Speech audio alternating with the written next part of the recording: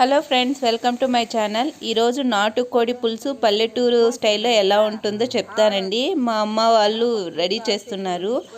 ఇదిగోనండి, కోడి తీసుకొచ్చారు. దాన్ని హాట్ వాటర్లో వేస్తే హెయిర్ అంతా బాగా రిమూవ్ అయిపోతుందని హాట్ వాటర్ కాంచి పోస్తున్నారండి.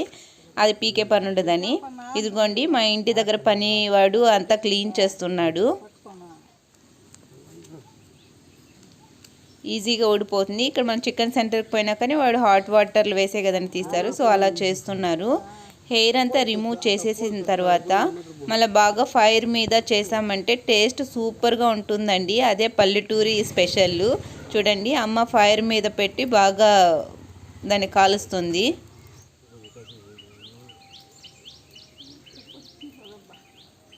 బాగా హాఫ్ బాయిల్ అయిపోతుందండి ఫైర్ పైనే. అది టేస్ట్ కూడా చాలా అంటే చాలా బాగుంటుంది.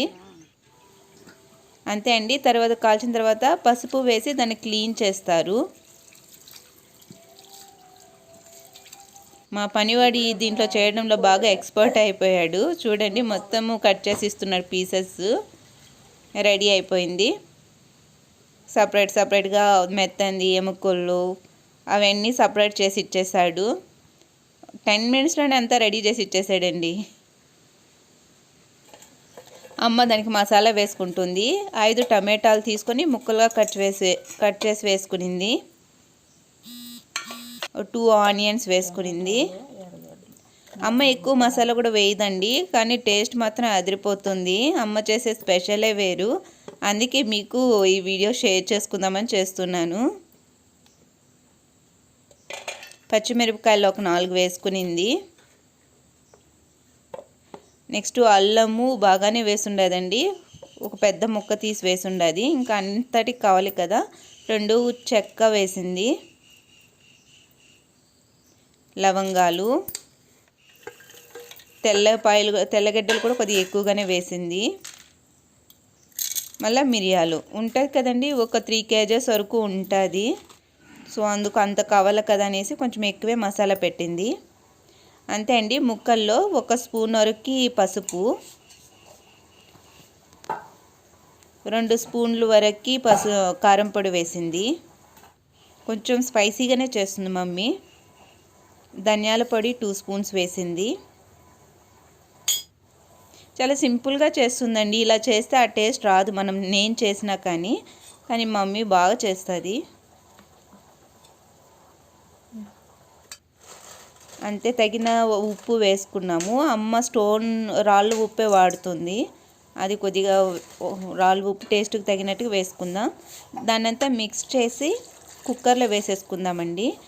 కొద్దిగా బాగా ఉడకాలి కదా, నాటుకోడి కదండి, ఎముకలంతా గట్టిగా ఉంటాయి. కొద్దిగా వాటర్ ఎక్కువ వేస్తేనే బాగుంటుంది. అంతే అండి. ఇలా ముక్కలు మునిగేంతవరకు వాటర్ వేశారు. దాన్ని బాగా కుక్కర్లో పెట్టేసుకొని ఒక 4 విజిల్స్ వచ్చేంతవరకు తీసుకోవాలండి. ఇదిగోండి, రెడీ అయిపోయింది. మళ్ళీ కడాయిలోకి కొద్దిగా ఆయిల్ వేసుకొని పోపు పెట్టేసుకుందమ్మ. అంతే, కరివేపాకు వేసుకునింది. మళ్ళీ మసాలా రుబ్బాం కదండి, దాన్నే వేసేసుకున్నారు. కాసేపు ఆ మసాలా పచ్చివాసన పోయేంతవరకు వేయించుకునేసి ఆ తర్వాత కుక్కర్లో ఉన్నవంతా దాంట్లోకి కడాయిలోకి ట్రాన్స్ఫర్ చేసేసుకున్నారు.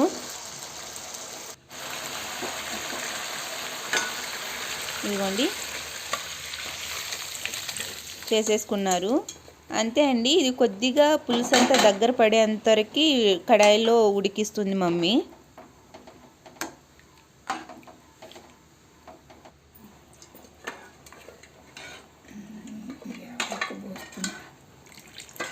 ఆ కుక్కర్లో కూడా కొద్దిగా వాటర్ వేసేసుకున్నారు. ఇవన్నీ కాసేపు దగ్గర పడేంతవరకు కాంచుకుందామండి. ఇదిగోండి, బాగా తెల్లుతుంది కదా, ఆల్మోస్ట్ దగ్గర పడిపోయింది. అంతే అండి, నాటుకోడి పులుసు రెడీ అయిపోయింది. తినడానికి రెడీగా ఉంది. Thank you.